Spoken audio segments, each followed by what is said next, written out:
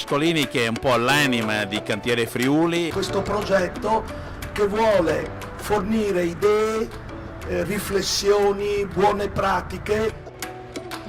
Sta strana, nuova modalità di fare degli eventi. Vicino Lontano è molto orgogliosa di ospitare questa iniziativa e voglio ringraziare Cristina Conti, Giovanni Lavarra, Linda Roveredo e l'intero Space Lab per questa idea originale, come ricordava il Rettore, questo seminario itinerante che non semplicemente parla di spazi ma attraversa gli spazi.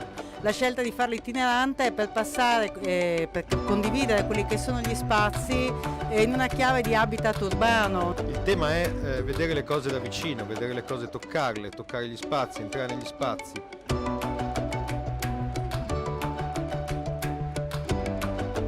Quello che noi cerchiamo di fare, cerchiamo di indagare quali sono i problemi per trovare delle soluzioni assieme. Ho fatto questa serie fotografica. Questa serie fotografica è stata impaginata come se fossero delle pagine di un libro e l'attivazione di alcune antenne sul territorio aveva studiato per sua volontà la storia di Marano Lagunare.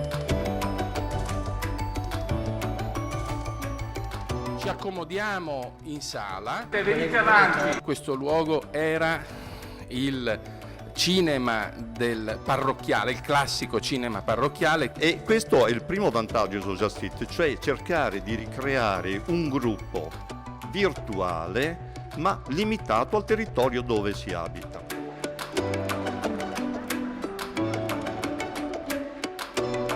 Tendenzialmente dove chiudi, dove favorisci la pedonalizzazione, il ciclabile, il trasporto collettivo, tendenzialmente aumenta la facilità, cresce la domanda di inurbazione e con essa crescono anche poi i servizi collegati.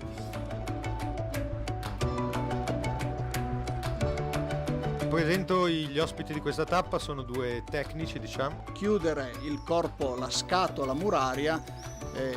Quindi questi fondi consentono operazioni che altrimenti non sarebbero possibili.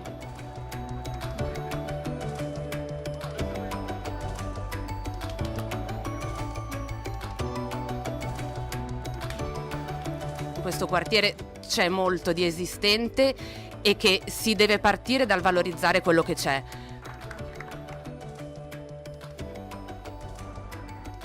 Percorso che vede come protagonista la nostra scuola ma anche l'università.